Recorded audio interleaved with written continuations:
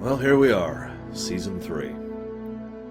Actually, the first episode's not all that bad, but I can explain why. But let's not. We're not here to talk about an episode, we're here to talk about Star Trek.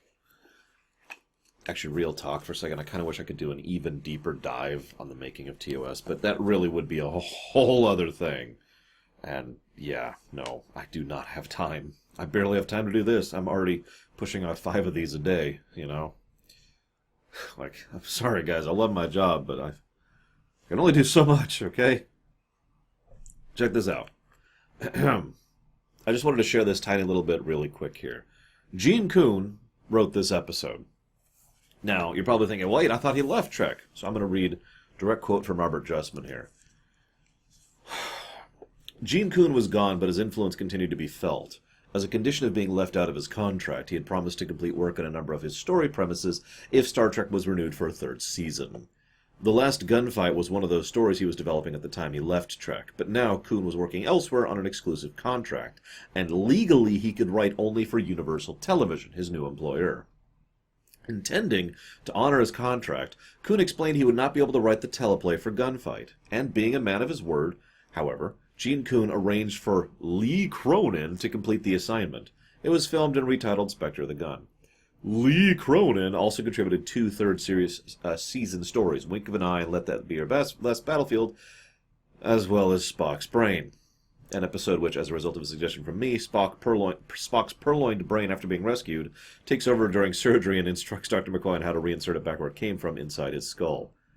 Many fans consider that one to be a worthy candidate for the worst Star Trek episode of all time. Yeah. So, we have a problem, and I'm going to keep reading here. Spectre the Gun is an excellent script with 2 major drawbacks. First, Stan Robertson, who I haven't really talked about yet, but he doesn't matter for the purposes here. He was a money person. Felt like he objected to the story. He felt like it didn't fit his view of science fiction because it's just an excuse to do a Western, and nobody wants to see our guys in Western garb. Sure. Second, and more importantly, it required money. Money, and more money was not in the cards. So rather than junk the script, Robert Justman approached Vincent I have never pronounced this guy's name correctly. McKevity? We're going to go with McKevity. McKevity. I have no frickin' clue how to pronounce this goddamn name. Anyways, with the cost-saving concept of... I'm just an idiot, don't mind me. I actually have a lot of respect for the man, and I'll talk about why in a minute. So he used the stylized thing, the anger thing, and the story, and the blah, blah, blah.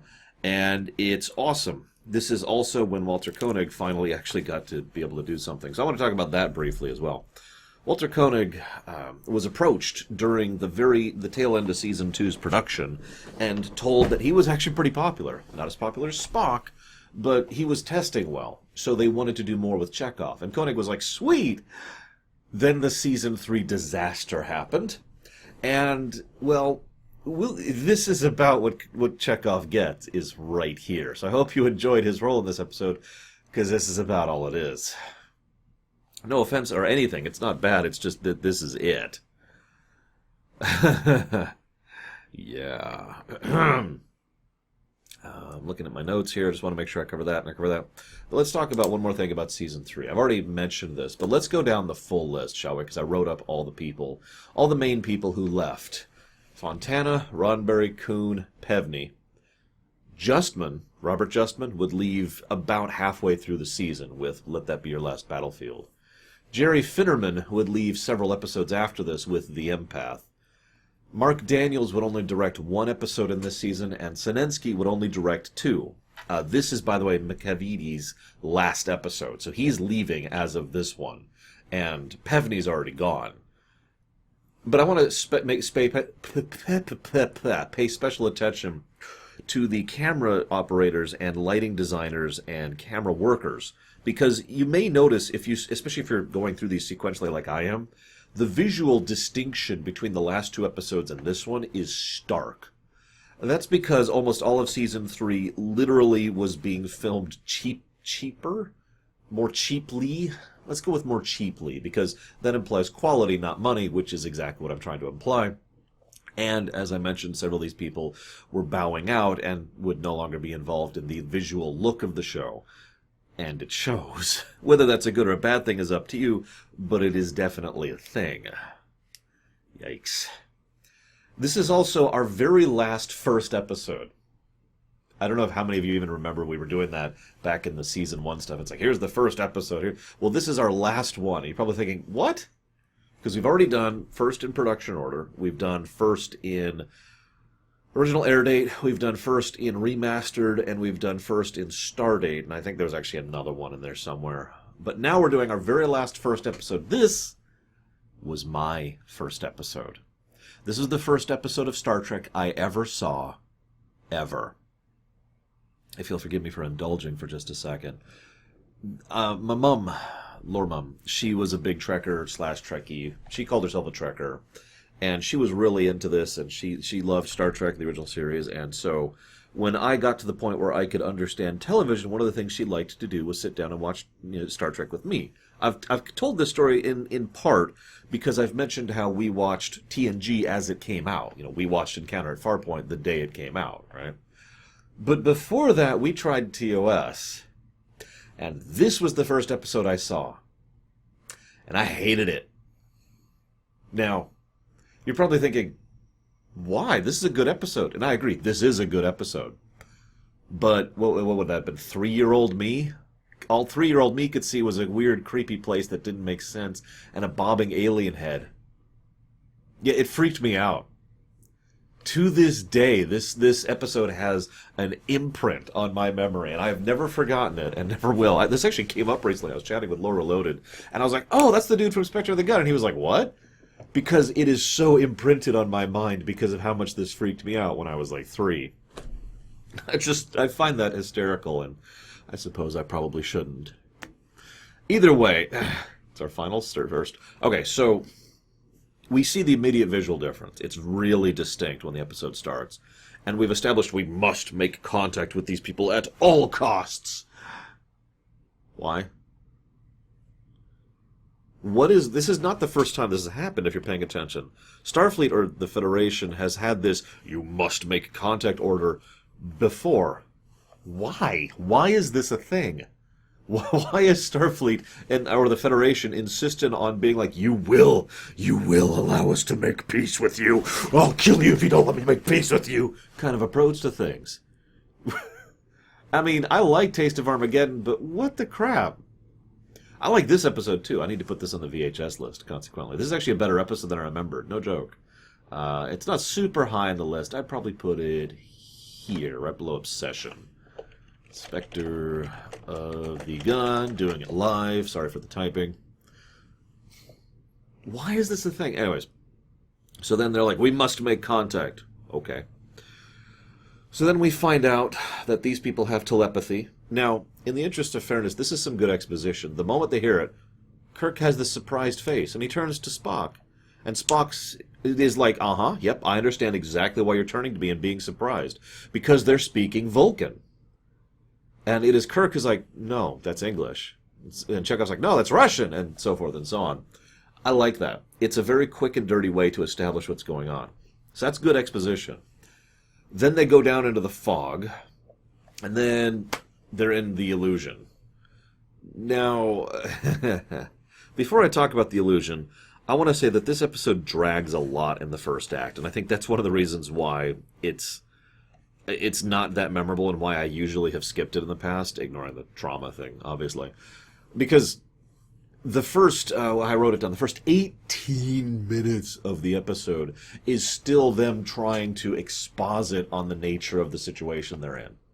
It's like, okay, guys, I get it. You don't have to spend, oh my God, you don't have to spend a third of the episode, a little over a third of the episode, telling me what's going on, guys. I get it. Oh my God. It just feels like it drags. And in fact, I only have, looks like 2? Yep, 2 notes during the first 18 minutes. The first is that Kirk really gets into this Western thing, because of course he does, he's Kirk.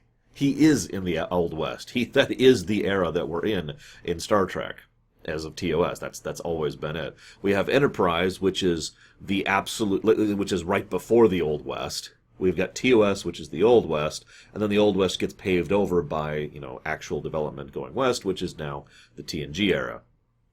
So, actually that'd probably be the movie era. Then TNG era is like way after that, when, San Francisco and all that is a major bustling city, and so forth and so on. Chekhov gets to do some smooching. It's good to see some smooching. Smooching's good. Smooching's good. You'd think I'd complain about this, but I'm actually not going to. It is a little bit over the top, but it's being done for comedy, and there is another reason for it, so I'm willing to let it pass. But now let's talk about the big thing I really wanted to praise about this episode, and it is easily the best part of the episode, in my opinion. The sets. This is brilliantly surrealistic, while at the same time an absolutely genius decision by the guy whose name I can't pronounce, which is why it's pissed me off so much earlier, because I have a lot of respect for him as a director, and he actually, every source I've read credits him for the idea of using what is effectively play stills.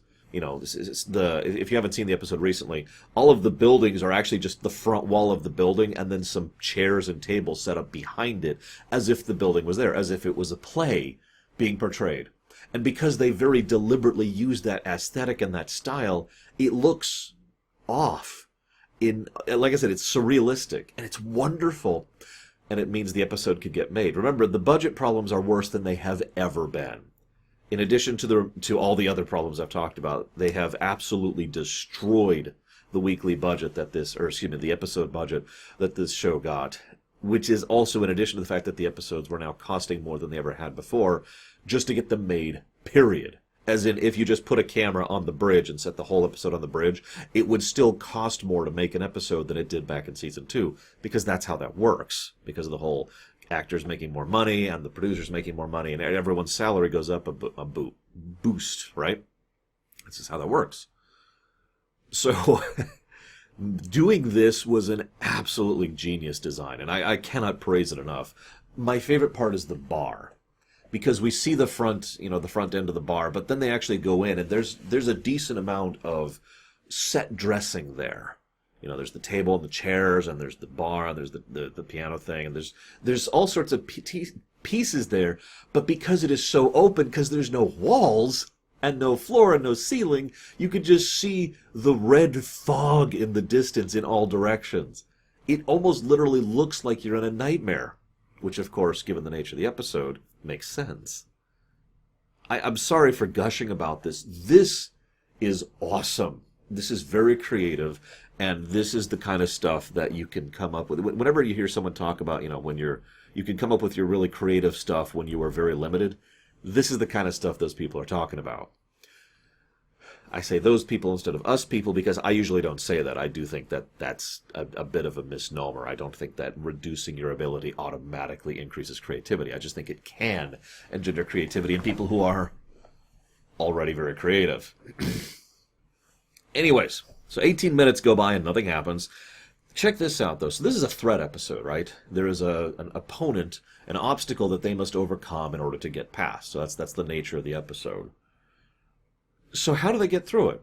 Well, the first thing they do, if you'll notice, is they try diplomacy. They just try to talk to people, figure out what's going on. Kirk actually specifically goes out and it's like, hey, that doesn't go anywhere, so forth and so on. So there are attempts and efforts made. Next thing they try is avoidance. Let's just leave. Nope, that's not allowed, which makes sense since they're not actually there. The third thing they try is, okay, let's try to solve the threat by defeating it in a non-standard manner. In other words, rather than just going out with a bunch of guns and shooting, we're going to try to do some other method to get through it. Okay, cool. This then leads to Chekhov dying. Now, I mentioned that I was okay with the Sylvia stuff because it's all a build-up to this moment. Ignoring the fact that it gives Chekhov the necessary screen time for us to really give a damn. No offense to Walter Koenig, I actually love him as an actor, and no offense to Chekhov, it's just having him on screen there is helpful so that when he dies, it means something. In fact, I will not call this a red shirt death because it's not. This is not something done to prove the situation is serious. And I'll get to that in a second, too. But instead, Chekhov dies. How many of you have had the opportunity to have watched this when it was coming out or unaware of future stuff and wondered if he was actually staying dead? I'm just curious. I only know one person who had that availability, and my mom flat out said that she didn't buy for a second that he was permanently dead. But that's the only person I knew who I could interview about that. And I actually asked her specifically just today. I was like, "Hey, Mom," and she was like, "No, he wasn't dead. I knew that. I knew that even when I was young." And I was like, "Okay, just making sure." Anyways, so he dies, quote unquote. This leads to the realization. That's actually the second thing it leads to, is the realization that this is not a historical thing. They've been running under this operation this whole time, this assumption that this operation is a full historical recreation, that they are back in the past, despite all appearances to the contrary, and so they're going to have to deal with it as if it was an actual historical thing. The fact that they can now change history changes their tactics a bit. Cool. But the second reason I'm okay with the Chekhov death thing and the lead up to it is the fact that they take an entire scene to recover from it. It's a good scene, too. Kirk is just tearing himself up over there. If I had not ignored their warnings, if I had just disobeyed Starfleet command, Chekhov would still be alive. And you could see he's just agonized over this. McCoy and Scotty both tear into Spock, and Spock is just being all very calm and contrite the whole time. And both of them are like, "Oh, I can't believe this. We're not like you. We can't do this. We have to actually deal with this." And then it is Kirk who has to walk over and be like, "No, no, no, no, no." And Spock's like, "No, no, no. It's okay. They forget I am half human." Now, we've already established that Vulcans have emotions and all that fun stuff, but let's ignore that for a second, because that line is the best line, and this is the best scene in the whole episode for me. It really sells the episode for me. With that one line and Nimoy's performance, we see that he is just as hurt and just as bothered by the loss of Chekhov. It's just he is now establishing walls of iron around that because he can't deal with that right now. He's got to focus on the now. They have limited time. They're in a crisis situation. We got to get going. And, of course, he's got his Vulcan control in general and his Vulcan pride. But to say that Spock doesn't care about the loss of Chekhov is a flat inaccuracy. And that's why he says that line, "They forget I am half human." And there's just this, I don't want to say the word insult, but like there's this cold, almost a retort in the way he says that. You know, something along the lines of, you actually think I don't care? You really think I don't care? Like, he is insulted, is a better way to put that. Love it. Love it. Great scene, great character stuff. And, well, I don't have anything else to say to that. So let's just move on. This then leads to... there's another good scene. There's another good scene, actually. There's two good scenes in this episode. The next one is when Kirk goes to the sheriff and is like, "No, you don't understand." And the thing that works about this scene is it escalates. It escalates quickly, but it escalates. I need to cut off the fight. "No, just go fight him." "No, you don't understand. I need to cut off the fight." "No, just go fight him." I can't kill him." "Don't you want to kill him?" "Of course I want to kill him, but I can't just kill them." And as Kirk is getting wound up about this, we see part of the character element of Kirk in this episode, too. Kirk wants to kill them. Kirk wants revenge, but he can't just do that. He can't just walk up and kill someone in revenge. It is so contrary to who he is as a person. He may kill in self-defense without even batting an eyelash. But that's not what this is it? And that's why he's just so freaked out about this. And there's another little layer to this, and this is mentioned towards the end of the episode. He is ashamed of his desire for revenge.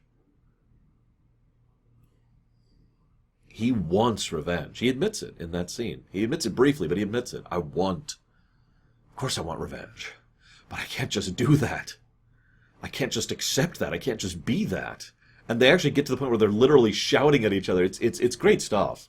It's Kirk going ham, but in a good way, or Shatner going ham in a good way. I've seen good Shatner ham. Name brand Shatner ham. Oh, it's good stuff. I like it.